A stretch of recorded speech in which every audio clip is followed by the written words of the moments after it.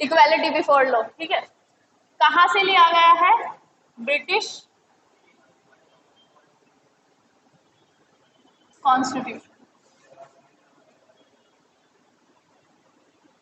देखो, equality before law basically किसके बारे में बात करता है? इक्वालिटी बिफोर लॉ ये कहता है कि in the eye of law no one is above और नो वन इज बिलो, मतलब कानून की नजर में सब समान है। और ये कहाँ से लिया गया है? इक्वालिटी बिफोर लॉ जो है ये लिया गया है ब्रिटिश कॉन्स्टिट्यूशन से, ठीक है।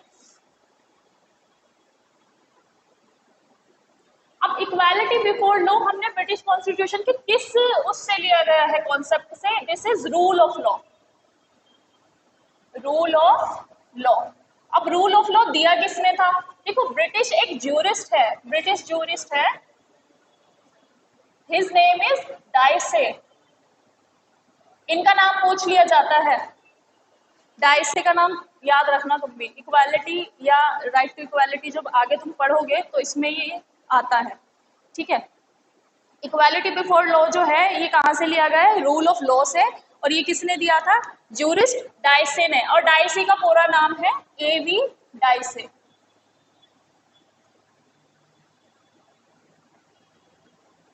या एवी डाइसे, रूल ऑफ लॉ से लिया गया है।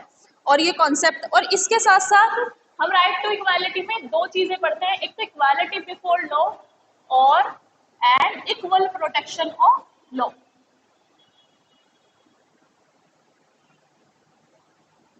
इक्वल प्रोटेक्शन ऑफ,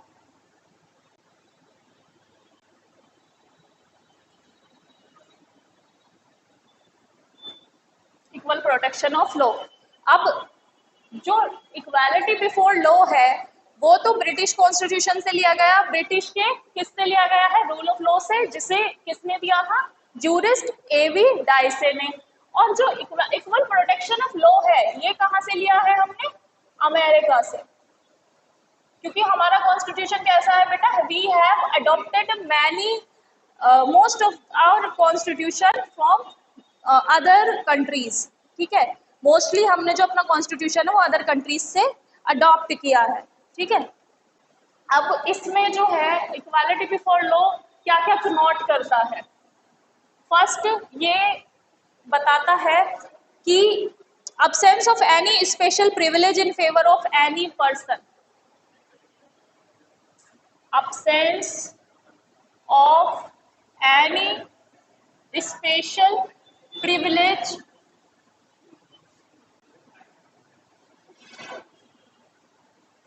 अब इसका क्या मतलब है? absence of any special privilege, बताओ। इक्वालिटी बिफोर लॉ क्या कहता है? कि कानून की नजर में सब समान है। इट मीन्स क्या है? absence of any special privilege, किसी भी नागरिक को कोई भी स्पेशल प्रिविलेज नहीं दिया जाएगा। इफ वो कोई भी क्राइम है, मर्डर किसी बड़े पर्सन ने किया है, ठीक है, जो अच्छी पोजीशन पे है या फिर अच्छा खासा अमीर बंदा है उसने किया है, या फिर एक नॉर्मल मजदूर ने किया है, कानून की नजर में क्या है? वो मर्डर 302 के तहत ही आएगा, ठीक है। पर्टिकुलरली कानून की नजर में क्या है? वो दोनों बराबर हैं, ठीक है। वो भी मर्डरर है और ये भी मर्डरर है। तो पहला तो कहता है absence of any special privilege in favor of any person, किसी का भी फेवर कानून नहीं करेगा, in favour of any person.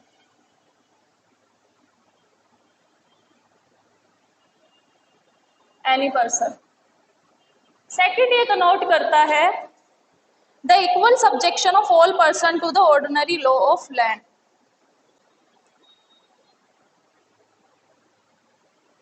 The equal subjection of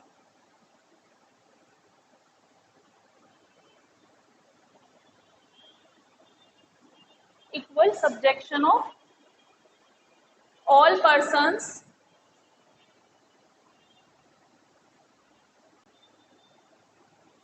to the ordinary law। जो भी सामान्य अधिनियम बने हुए हैं, जो भी कानून सामान्य तौर पर बने हुए हैं वो सभी के लिए समान है, ठीक है।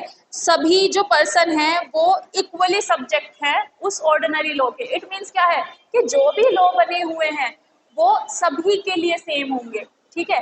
वो किसी एक पर्सन के लिए नहीं है कि इसको हमने एक्सक्लूड कर दिया, वो सभी के लिए सेम होंगे। जैसे कि अगर तुम देखो यहाँ पे तुम्हें मैं ये चीज बताने वाली थी और मैं तुम्हें इसलिए लिखवा रही हूँ क्योंकि तुम लोगों को पता होना चाहिए।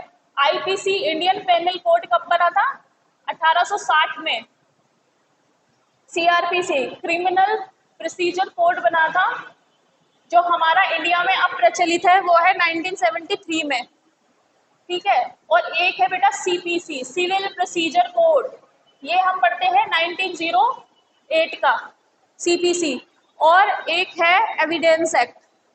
ये मेन मतलब हमारे कोड है, इंडियन पेनल कोड 1860 का, सीआरपीसी 1973 का और सिविल प्रोसीजर कोड सीपीसी 1908 का, ठीक है। ये हम मेनली पढ़ते हैं और ये चीजें तुम्हें इसलिए पता होनी चाहिए क्योंकि इनसे भी क्वेश्चन आ सकता है कि आईपीसी कब बना था। क्योंकि तुम्हारे जो यूपीएसआई का मैंने पेपर देखा था, उसमें जो सिलेबस है उसमें लॉ का पार्ट भी आता है बेटा, उसमें सीआरपीसी आईपीसी ये सब लॉ के पार्ट भी आते हैं जो तुम्हें डील करने हैं, तो ये भी याद रखना।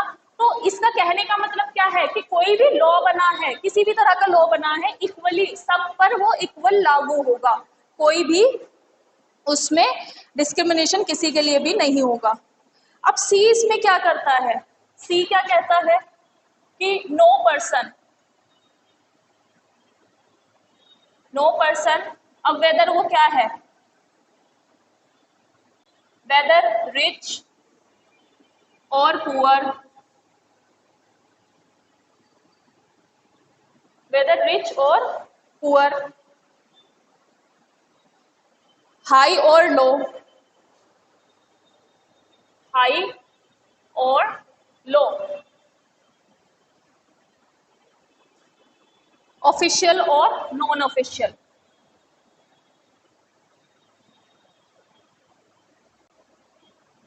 और नॉन ऑफिशियल। कोई भी पर्सन चाहे वो अमीर है या गरीब है, ऊंचा है या नीचा है, मीन्स हाई, उसका स्टेटस हाई है या लो है, या फिर वो कैसा है, कोई ऑफिशियल है या नॉन ऑफिशियल है, कोई भी अधिकारी है या अधिकारी नहीं है, इज नो लिखा है ना above the law, no person above the law.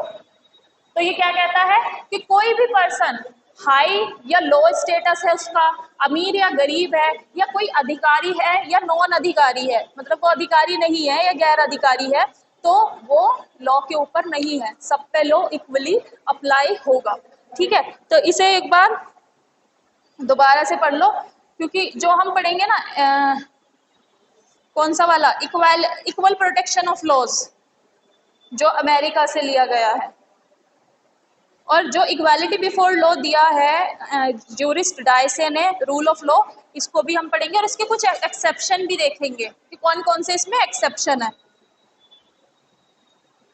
ठीक है। तो सबसे पहले आर्टिकल 14 एक बार रिकैप कर लेते हैं इसका। आर्टिकल 14 किसके बारे में बात करता है? इक्वालिटी बिफोर लॉ और equal protection of law. Equality before law British constitution के रूल ऑफ लॉ से लिया गया है, याद रखना ब्रिटिश कॉन्स्टिट्यूशन, ठीक है, रूल ऑफ लॉ से लिया गया है, जिसको किसने प्रोपाउंड किया था? एवी डाइसे ने, ठीक है, जो एमिनेंट ज्यूरिस्ट है एवी डाइसे, बहुत सारे बच्चों को नाम भी याद नहीं रहता।